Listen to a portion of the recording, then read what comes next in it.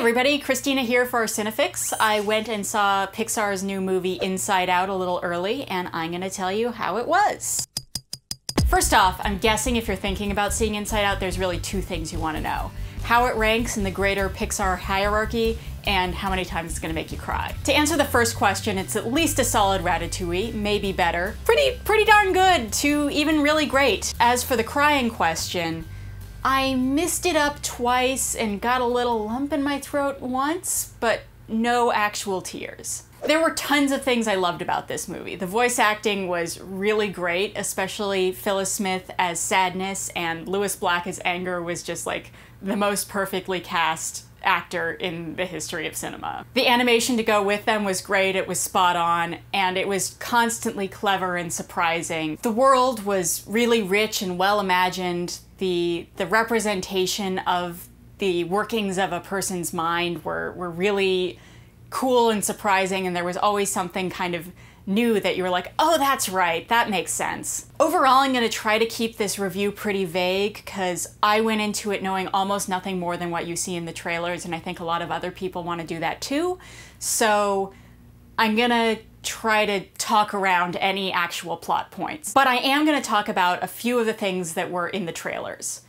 And if you've somehow deliberately avoided the trailers, then why are you watching this review? Hit watch later, come back, go on, go. The movie centers around the emotions of Riley, who's an 11-year-old girl, and, well, she's dealing with some things, and so are her emotions. As Riley deals with those things, two of her emotions, joy and sadness, get lost in the long-term memory section of Riley's mind, and they have to deal with each other. So the folks at Pixar, this is the sort of thing they do. They communicate abstract mechanics of a person's psyche in a really fun, clever, visual way. So that's a delight, and you know, the more you like that, the more you'll like the movie as a whole. That said, I would personally probably trade a few of those really clever moments for a little bit more character development about the relationship between joy and sadness. It's clear that these two characters have a conflict with each other, but it's all a little bit surface, which kind of makes sense because they're one emotion characters, but you know, it would have been nice to explore that a little bit deeper. Overall, the landscape of Riley's mind reminds me a lot of the spaceship scenes in WALL-E and the scenes at Paradise Falls and Up. Pixar creates these like really amazing, well-imagined worlds, but I've found in talking to a lot of friends that they're very divisive. Like WALL-E and Up sort of lost a lot of people when the dogs started talking and flying airplanes, or when it's all fat humans in wheelchairs under their robot overlords. And I think that the setting of Inside Out might have had a slightly similar effect on me. Like, I didn't entirely emotionally connect with this world because while I was delighted to discover it, it didn't necessarily feel real the way Carl and Ellie not being able to have a kid in Up did. Inside Out also didn't benefit from the amazing like first 10 to 20 minutes that WALL-E and Up both had. So your mileage on connecting to this world may vary. I ended up seeing Inside Out alone just due to hazards of scheduling, so I missed out on the chance to see if somebody else had connected with the world in a different way than I had.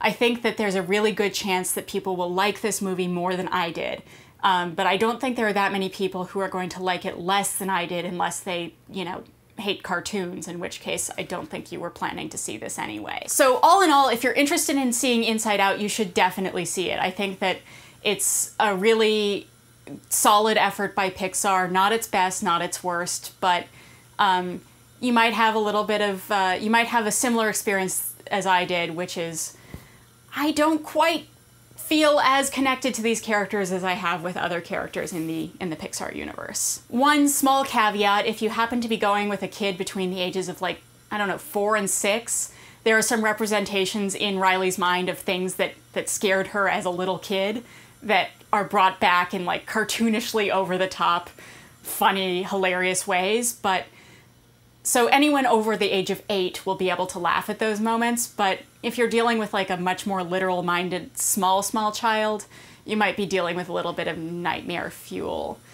So just keep that in mind. Overall, I think this is Pixar's best movie since Toy Story 3, in that, like, it definitely is better than Brave and Monsters University, but it's not in my personal top 5 Pixar movies. Although, like I said, it might be in yours, so you should definitely check it out and find out where it stands up for you. So that's what I thought of Inside Out, but I want to hear what you think. Are you gonna go see it? Have you seen it already?